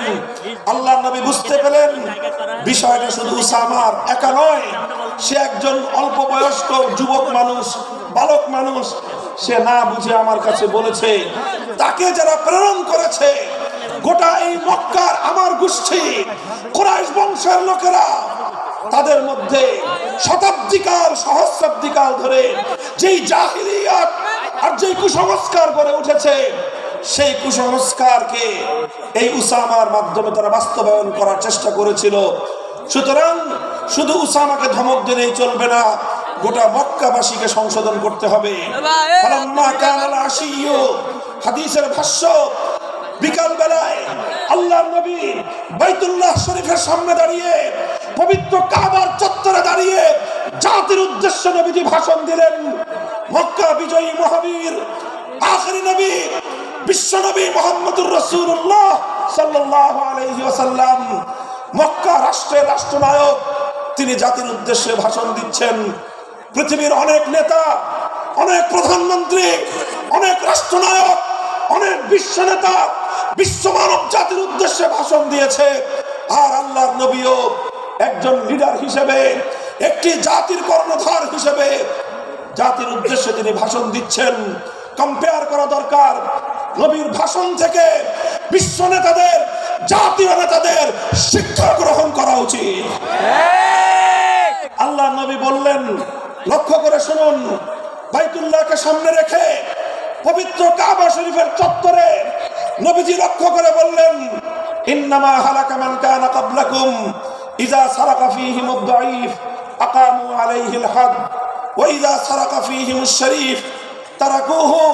হে আমার জাতি, শুনে রাখো, পৃথিবী থেকে অনেক সম্প্রদায়, অনেক জাতি, অনেক কওমকে আল্লাহ পাক রব্বুল আলামিন ধ্বংস করে দিয়েছেন। তাদের ধ্বংসের পিছনে একটা বড় কারণ ছিল, একটা অপরাধে তাদেরকে আল্লাহ ধ্বংস করে দিয়েছেন। সেই অপরাধটা ছিল ইজা সারাকা ফীহিমুজ যায়ীফ আকামু আলাইহিল হাদ ওয়া ইজা সারাকা ফীহিমুশ শরীফ তারাকুহু। যখন তাদের সম্প্রদায়ের মধ্যে কোন সম্ভ্রান্ত লোক, কোন প্রভাবশালী লোক, কোন ক্ষমতাবান লোক যখন অপরাধ করত, যখন কোন প্রভাবশালী লোক অপরাধ করত, কোন নেতা, কোন নেতার আপনজন, কোন মন্ত্রী, কোন মন্ত্রীর আত্মীয় স্বজন, কোন সরকারি দলের লোকজন, কোন টাকা পয়সাওয়ালা, কোন বড় লোক, কোন প্রভাবশালী ব্যক্তি, কোন সম্ভ্রান্ত ব্যক্তি যখন অপরাধ করত, তখন সেই সম্ভ্রান্ত ব্যক্তির উপর তারা আইনের শাসন প্রয়োগ না করে তারা বিষয়টাকে চেপে যেত, তার উপর আইন প্রয়োগ না করে, শাস্তি বিধান বাস্তবায়ন না করে তাদেরকে ছেড়ে দেওয়া হতো।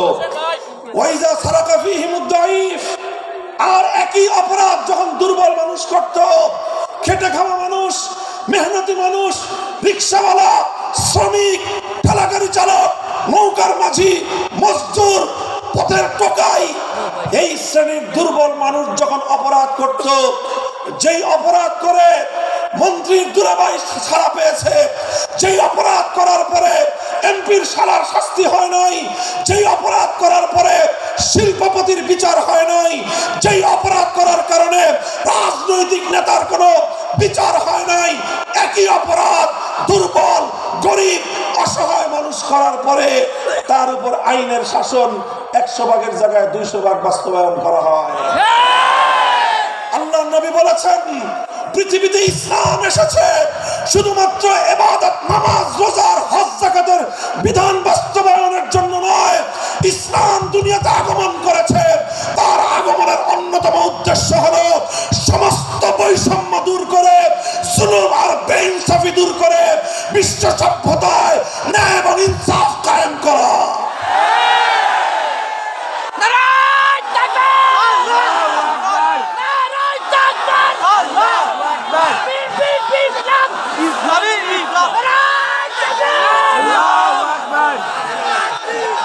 মনে রাখবেন, বৈষম্যহীন সমাজ গড়া এটা শুধু বৈষম্য বিরোধী ছাত্র নেতৃবৃন্দের দায়িত্ব নয়। বৈষম্যহীন সমাজ গড়া এটা শুধুমাত্র বৈষম্য বিরোধী ছাত্র নেতৃবৃন্দের দায়িত্ব নয়। বৈষম্যহীন সমাজ গড়া সর্বপ্রথম আল কোরআনের সৈনিকদের দায়িত্ব। বৈষম্যহীন সমাজ গড়া সর্বপ্রথম আল্লাহ নবীর সত্যিকার উম্মতদের দায়িত্ব। ওঠো, দাঁড়াও, হাত মুষ্টিবদ্ধ করো, সমাজ থেকে সকল বৈষম্যের কবর রচনা করবার শপথ নাও।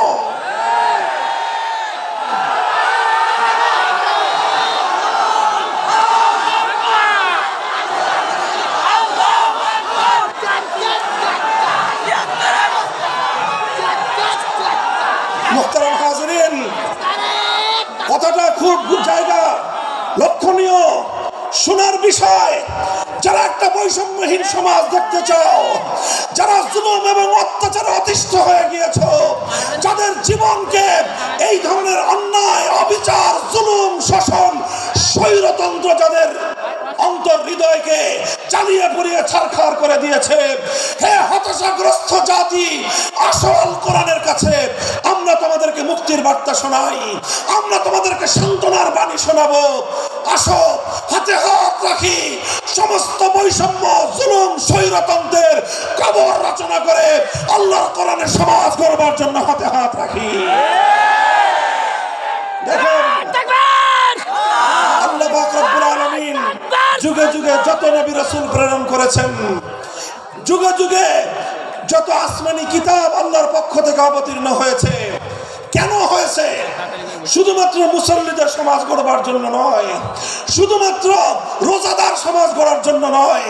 অবশ্যই কোরআন এবং কিতাব নাজিল হয়েছে নামাজের জন্য, অবশ্যই কোরআন এবং কিতাব নাজিল হয়েছে রোজা, হজ, যাকাত সহ আল্লাহ পাকের যাবতীয় বিধান সমাজে বাস্তবায়ন করার জন্য।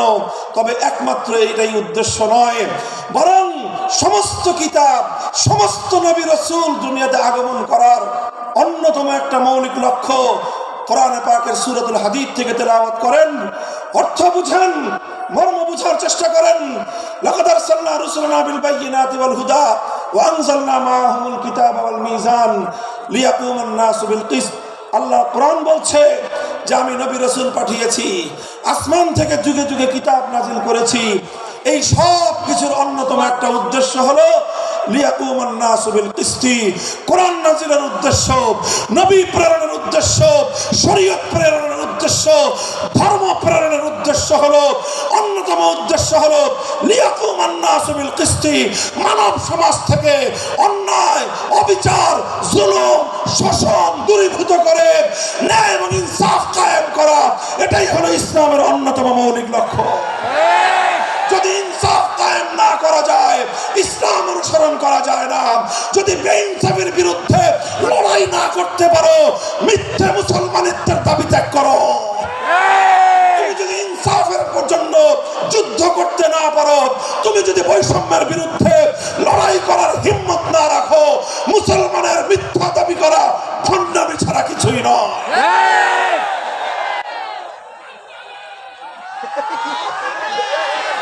আল্লাহু আকবার। নারে তাকবীর।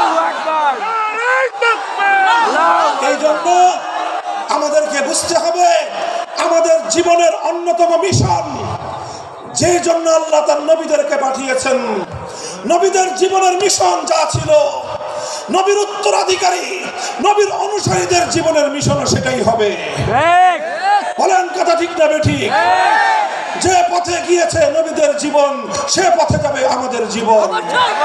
সেটা ছিল নবীদের ভীষণ, সেটাই হবে আমাদের ভীষণ। যদি এটাই হয় সত্য কথা, এটাই যদি হয় শপথ, তবে বৈষম্যহীন সমাজ গড়বার জন্য যা করতে হয় তাই করা আমার আর তোমার জিম্মাদারি। যদি সেজন্য আমাদেরকে ঘাম ঝরাতে হয়, ঘাম ঝরানো আমাদের দায়িত্ব। আর যদি সেজন্য চোখের অস্ত্র দিতে হয়, চোখের অস্ত্র দেওয়া আমাদের দায়িত্ব। যদি সম্পদের কোরবানি করতে হয়, মাল সম্পদের কোরবানি করা, সেটাই আমাদের জীবনের দায়িত্ব এবং উদ্দেশ্য।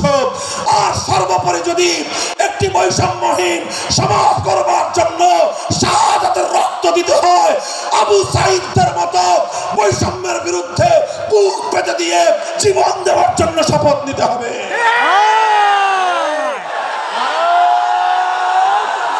আল্লাহু আকবার। এই প্রস্তুত থাকবেন তো ইনশাআল্লাহ? আল্লাহর নবী বললেন এই বৈষম্য চলবে না, এই বৈষম্য জাহিলিয়াত, এই বৈষম্য মূর্খতা। সমাজের মধ্যে নিজের দলের লোক অন্যায় করলে পগার পার, বিরোধী দলের লোক অন্যায় করলে আইনের শাসনে 100 ভাগের জায়গায় 200 ভাগ।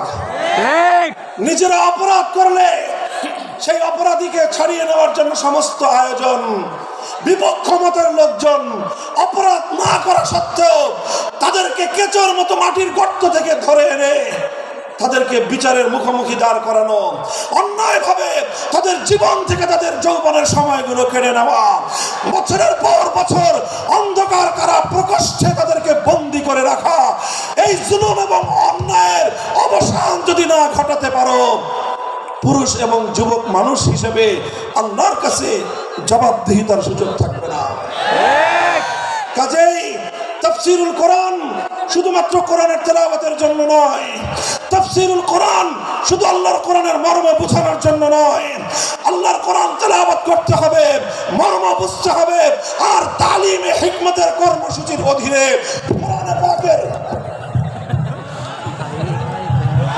কোরআনে পাকের এক একটা আয়াত, কোরআনের এক একটা বিধান আল্লাহর জমিনে বাস্তবায়ন করার জন্য আমাদের জীবন যৌবনের বাজি লাগায় দিতে হবে, বাজি লাগায় দিতে হবে ইনশাআল্লাহ।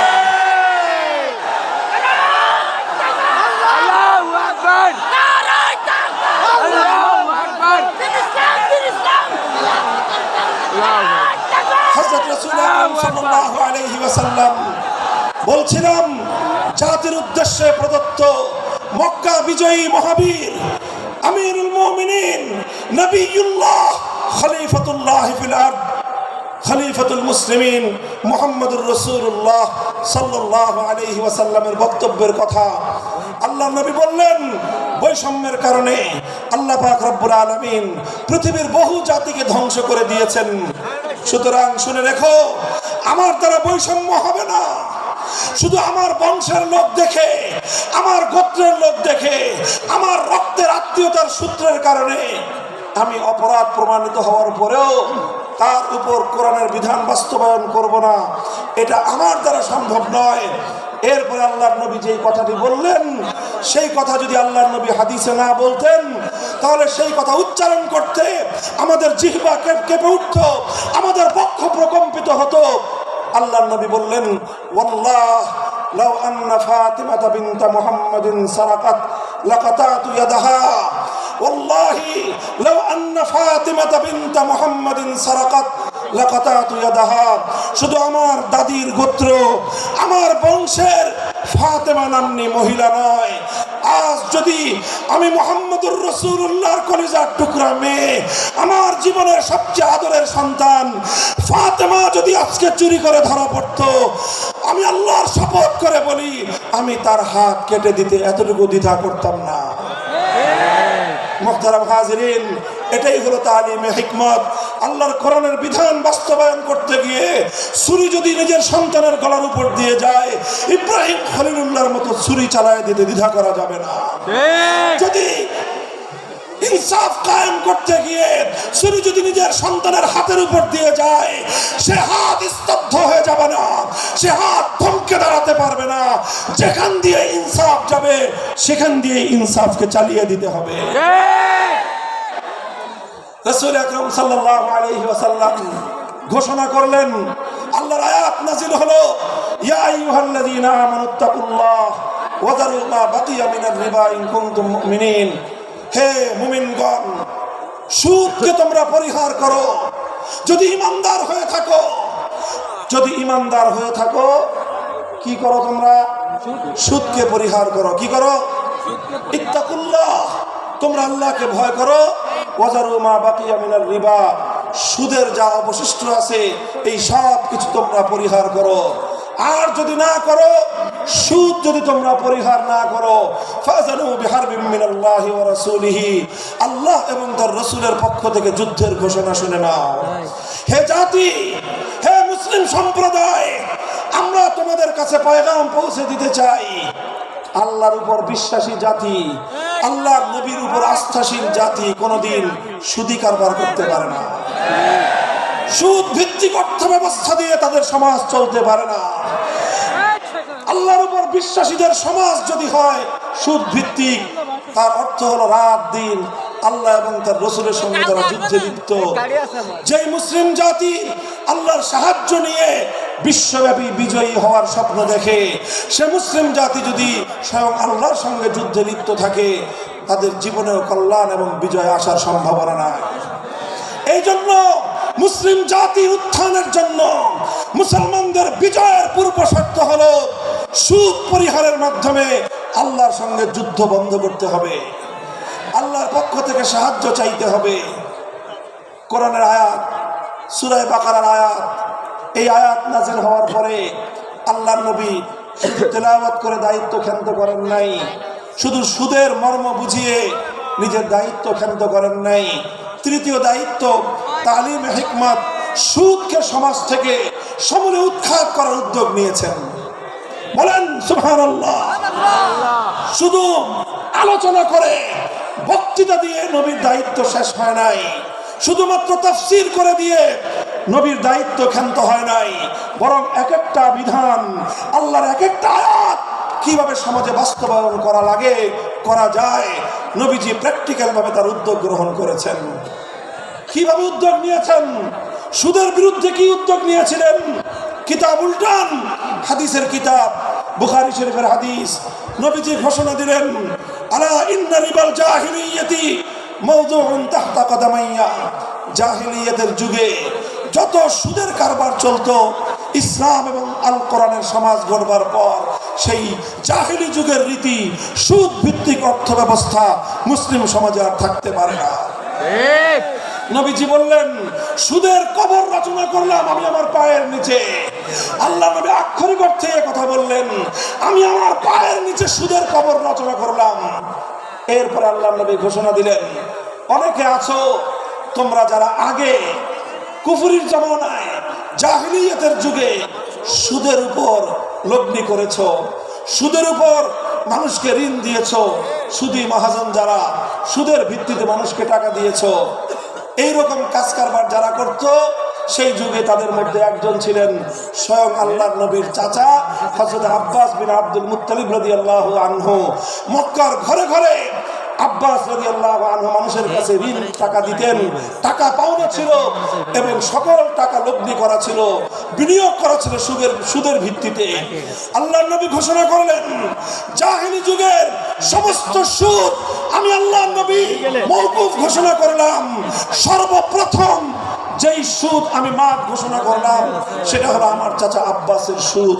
কাউকে আমার চাচার কাছ থেকে যারা ঋণ নিয়েছিল, কেউ আর আমার চাচার সুদ দিতে হবে না, শুধুমাত্র মূল পুঁজিটা ফেরত দিবে। সুদ আজ থেকে কবর রচনা করা হলো।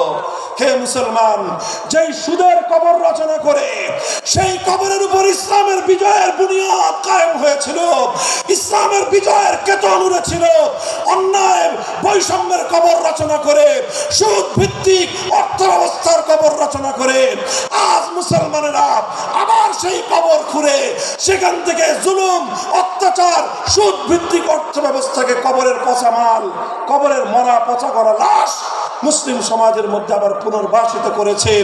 এজন্যই আজ মুসলমানদের এই অধঃপতন। যদি মুক্তি চাও, যদি মুক্তি চাও, শুধুমাত্র ইবাদত দিয়ে মুক্তি আসবে না। ইবাদত যেমন করতে হবে, যেরকম নামাজ, রোজা, হজ, যাকাত, তাসবিহ, তাহলিল আদায় করতে হবে, ঠিক একই ভাবে সমাজ সংস্কার করার জন্য সমাজ থেকে জুলুম দূর করতে হবে, বৈষম্য দূর করতে হবে, বেইনসাফি দূর করতে হবে, সুদ ভিত্তিক অর্থ ব্যবস্থার বিরুদ্ধে জাতীয়ভাবে ঐক্য গড়ে তুলে সুদের বিরুদ্ধে যুদ্ধ ঘোষণা করতে হবে। রাজি আছেন তো ইনশাআল্লাহ? আল্লাহ পাক তৌফিক দান করেন। হাত নামান। 3 দফা কর্মসূচি গেল, তালিমে হিকমত সর্বশেষ আলোচনার সমাপ্তির দিকে। নবীজির 4 নম্বর কর্মসূচি হলো ওই আল্লামুহুমুল কিতাব ওয়াল হিকমত ওয়া ইউযাক্কিহিম। ইউযাক্কিহিম অর্থ হলো তাজকিয়া। তাজকিয়ার অনেক অর্থ। তাজকিয়া বলে শুধুমাত্র পীর মুরিদি বোঝানো হয়, তাজকিয়া বলে শুধুমাত্র তাসাউফ চর্চা বোঝানো হয়, তাজকিয়া বলে শুধুমাত্র কিছু ওজিফা আদায় করা বোঝানো হয়। তাজকিয়ার আসল সারমর্ম হলো, একটু লক্ষ্য করে বুঝেন, খুব গভীর এবং তাৎপর্যময় একটা কথা। তাজকিয়ার মূল অর্থ হলো, দেখেন কর্মসূচি ছিল কয়টা? 4টা। 1 নম্বর কর্মসূচি ছিল তেলাওয়াতে কিতাবুল্লাহ, আল্লাহর কিতাবের তেলাওয়াত। 2 নম্বর কর্মসূচি ছিল তালিমে কিতাব, কিতাবুল্লাহ, আল্লাহর কিতাবের মর্ম বোঝানো। 3 নম্বর কর্মসূচি ছিল তালিমে হিকমত, অর্থাৎ আল্লাহর কিতাবের প্রত্যেকটা বিধান, প্রত্যেকটা বিষয়কে প্র্যাকটিক্যাল আমলে পরিণত করা, কার্যে পরিণত করা। কথা ঠিক না বেঠিক? 3 নম্বর কর্মসূচি হলো শুধু আমলে পরিণত করাই দায়িত্ব শেষ নয়, বরং আমলে পরিণত করার পরেও আরো অগ্রসর হতে হবে। 4 নম্বর কর্মসূচি হলো আল্লাহর কোরআনকে নিজের আখলাক এবং নিজের চরিত্রে পরিণত করা। কোরআনকে চরিত্রে পরিণত করা, কোরআনের চরিত্র অর্জন করা। কোরআন যে আখলাকের কথা বলেছে, কোরআন যে চরিত্রের কথা বলেছে, সেই কোরআনই চরিত্র যখন একজন মানুষ গঠন করতে পারে, এটাকেই বলা হয় তাজকিয়া। এটার নামই হলো তাসাউফ। মুহতারাম হাজিরিন, আল্লাহর নবী নিজের জীবনে 100% আল্লাহর কোরআনকে নিজের চরিত্রে পরিণত করতে পেরেছিলেন। এই জন্য যদি কেউ জিজ্ঞাসা করে আল্লাহর নবীর সিরাত কি, নবীর জীবনীটা কি, বলেন তো? সবচেয়ে সংক্ষিপ্ত অথচ সবচেয়ে পূর্ণাঙ্গ জবাব হলো, কি বললাম? সবচেয়ে সংক্ষিপ্ত অথচ সবচেয়ে পূর্ণাঙ্গ। নবীর জীবন সম্পর্কে সবচেয়ে সংক্ষিপ্ত এবং সবচেয়ে পূর্ণাঙ্গ বর্ণনা হলো কানা খুলুকুহু আল কোরআন, আমার নবীর চরিত্র ছিল কোরআন। কোরআন যা বলেছে নবীর চরিত্রে সেটা বাস্তবায়িত হয়েছে, নবীর আখলাকে সেটা বাস্তবায়িত হয়েছে। নবীজির কথাবার্তা, নবীজির উঠা বসা, নবীজির আচার ব্যবহার, নবীজির প্রত্যেকটা অ্যাক্টিভিটি, এমনকি চিন্তা চেতনা সব যখন আল্লাহর কোরআন অনুযায়ী তৈরি হয়, তখন সেটাকেই বলা হয় তাজকিয়া। আর এটাই হলো কোরআনকে কেন্দ্র করে 4র্থ কর্মসূচি। মুহতারাম হাজিরিন, আমি আমার আলোচনা এবার সমাপ্তির দিকে টেনে নিয়ে যাই। আসুন আমরা আল্লাহর কোরআনকে সেন্টারে রেখে একটা সমাজ বিনির্মাণের চেষ্টা করি। সেই সমাজ বিনির্মাণের জন্য প্রথম কাজ, ঘরে ঘরে, কানে কানে কোরআনের তেলাওয়াতের আওয়াজ পৌঁছে দেই। 2 নম্বর, প্রতিটি মুসলমানের কাছে কোরআনের মর্ম বোঝানোর চেষ্টা পৌঁছে দেই।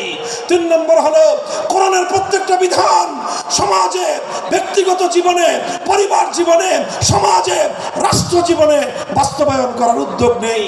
4র্থ কর্মসূচি হলো আল্লাহর কোরআনকে নিজের আখলাক, নিজের চরিত্রে রূপান্তরিত করার জন্য সর্বাত্মক চেষ্টা চালাই। ইনশাআল্লাহ রাজি আছি তো? ইনশাআল্লাহ রাজি আছেন তো? আল্লাহর কোরআন শুধুমাত্র তেলাওয়াত নয়, শুধুমাত্র তাফসীর আর ব্যাখ্যা নয়, এই কোরআনকে বাস্তবে পরিণত করবার জন্য মুসলমানরা যদি উদ্যোগ গ্রহণ করে, আগামীর বিশ্ব হবে ইসলামের বিশ্ব, আগামীর বিশ্ব হবে আল কোরআনের বিশ্ব ইনশাআল্লাহ।